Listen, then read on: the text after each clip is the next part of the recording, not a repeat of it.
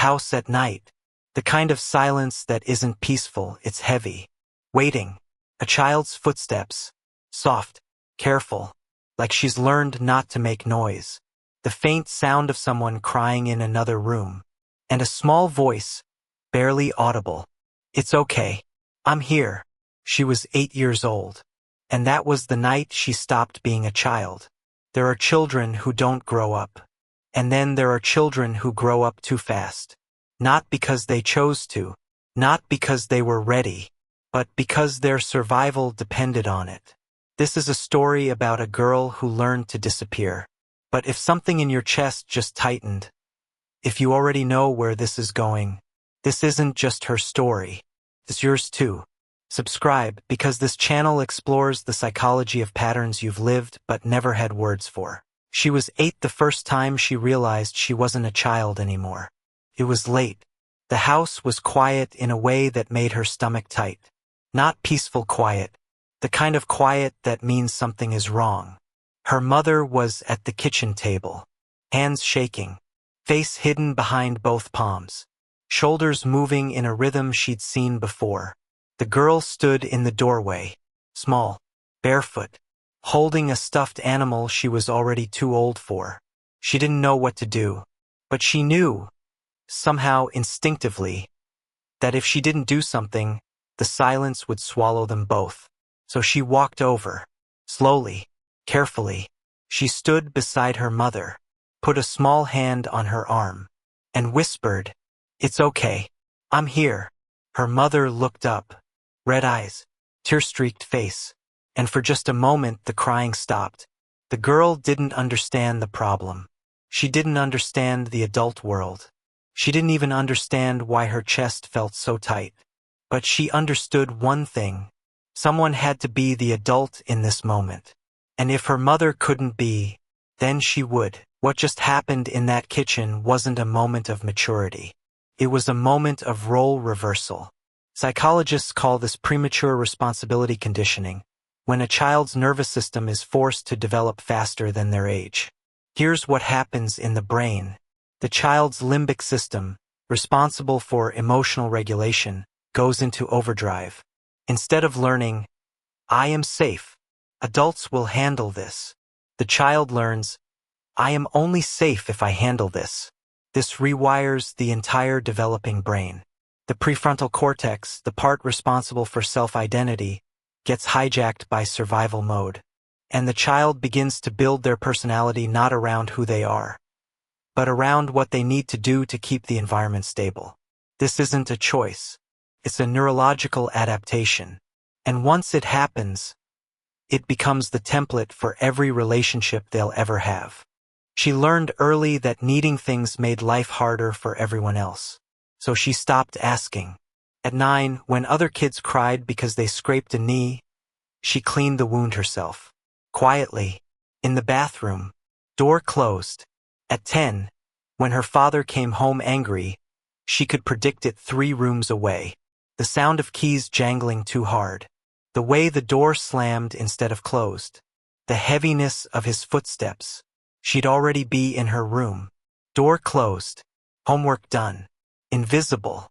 At 11, her teacher said in a parent conference, "She's so mature for her age. So independent. Never any trouble at all." Her parents smiled. Relieved. But mature children are often just children who learn to disappear. She became an expert at reading rooms. Before walking into the kitchen, she'd listen. Assess the emotional temperature. Decide if it was safe to enter. She learned to walk on tiptoes when the house was tense. Close doors without a sound. Eat whatever was available without complaint. Handle her own problems. Never, ever be too much. And every time she made herself smaller, every time she needed nothing, every time she caused 0 problems, the world praised her for it. What a good girl. So easy. I wish all kids were like her. But inside she was vanishing. Piece by piece. Need by need. Feeling by feeling. Until one day she looked in the mirror and thought, "I don't even know who I am." Here's what most people don't understand about easy children. When a child becomes compliant, quiet, and self-sufficient too early, it's not because they're naturally calm. It's because they've learned something devastating. My needs are a burden.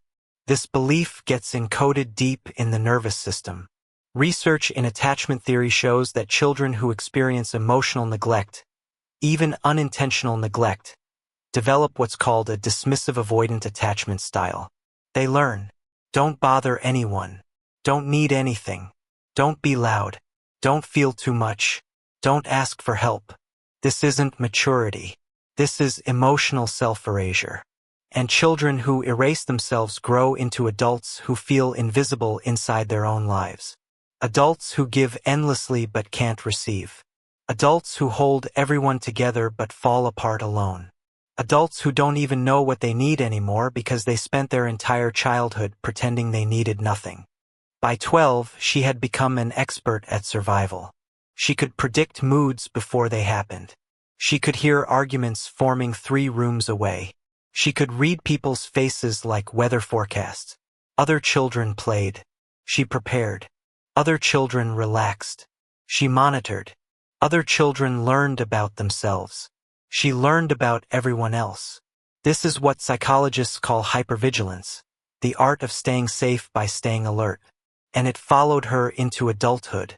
Years later, she's 28, living alone, financially stable, successful by all external measures.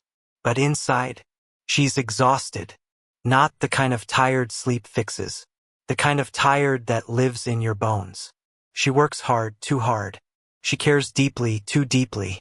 She gives endlessly, too endlessly. At work, she's the person everyone comes to. The one who stays late to help. The one who never says no.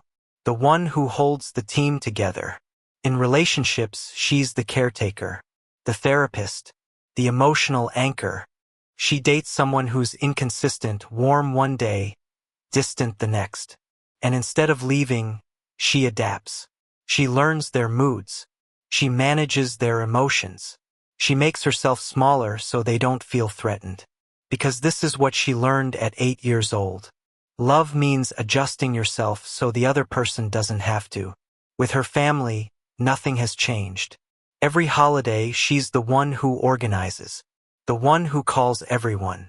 The one who makes sure no one is left out. And if she didn't do it, she's terrified everything would fall apart. Not because anyone told her that, but because it's wired into her nervous system. But every night there's a ritual. She comes home, closes the door, and collapses. Not physically, emotionally. She sits on the edge of her bed, hands on her face, and whispers to no one. Why does life feel so heavy even when nothing is wrong? Because this is what adults who grew up too fast feel. Permanent responsibility. Permanent vigilance. Permanent survival mode. Even when the war is over. If your chest is tight right now, if you're recognizing yourself in her, pause for a second. What you're feeling isn't weakness. It isn't being too sensitive. It's your nervous system recognizing a pattern it's been living for years. And maybe for the first time, someone is naming it. Stay with me, because what comes next will help you understand why you are the way you are. What she's experiencing, what you might be experiencing, has a name in psychology: survival-formed identity. This happens when your personality doesn't develop around who you are, but around what you had to survive. Let me break this down. In a healthy childhood, a child's brain develops in stages. First, they learn, I am safe. Then, I can explore.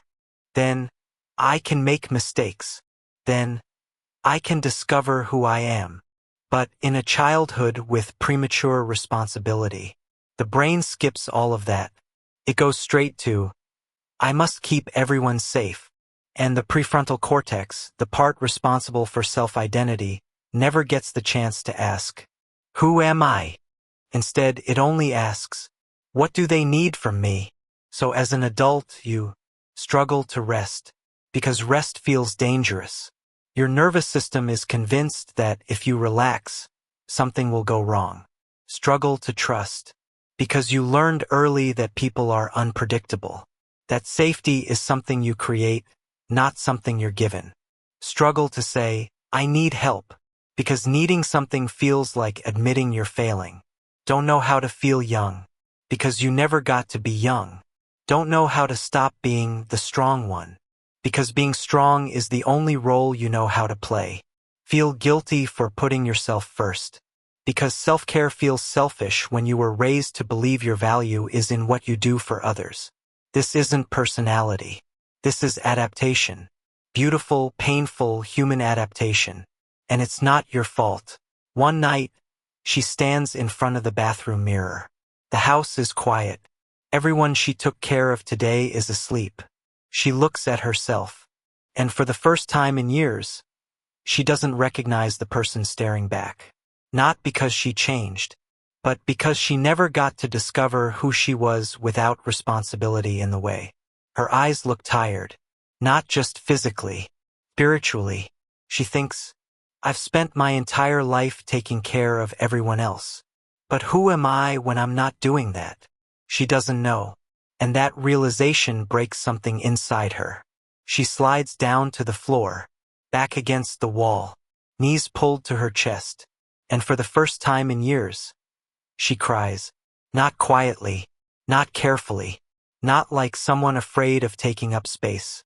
She cries like a child finally given permission to exist. Her body shakes, her breath comes in gasps, and between the sobs, she whispers, I was so tired, I've always been so tired, and no one ever asked. Her hands tremble, her chest aches, and in that moment, she realizes something. She didn't grow up too fast.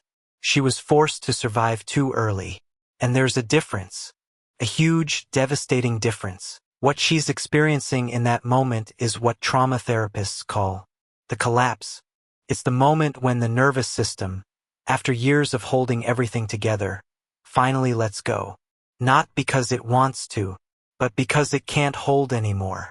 Here's what's happening in her brain. The sympathetic nervous system, responsible for fight or flight, has been activated for decades. But now it's exhausted. So the parasympathetic nervous system takes over. This is the freeze response.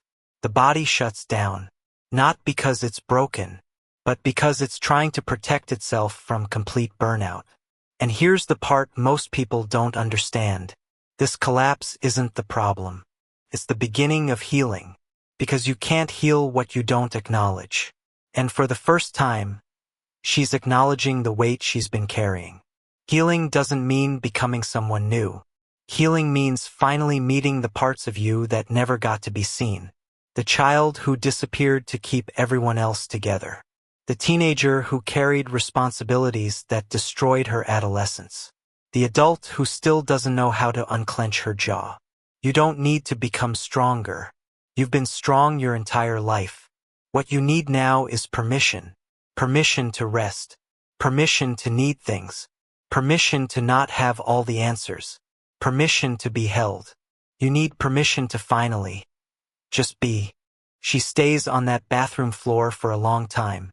Eventually, the tears stop. The shaking subsides. And in the silence that follows, something shifts. She doesn't feel fixed. She doesn't feel healed. But she feels seen. For the first time in her life, she sees herself. Not as the strong one. Not as the reliable one. Not as the person everyone depends on. But as someone who survived something incredibly hard. Someone who adapted. Someone who did the best she could with what she had. And that's not weakness. That's deeply, profoundly human.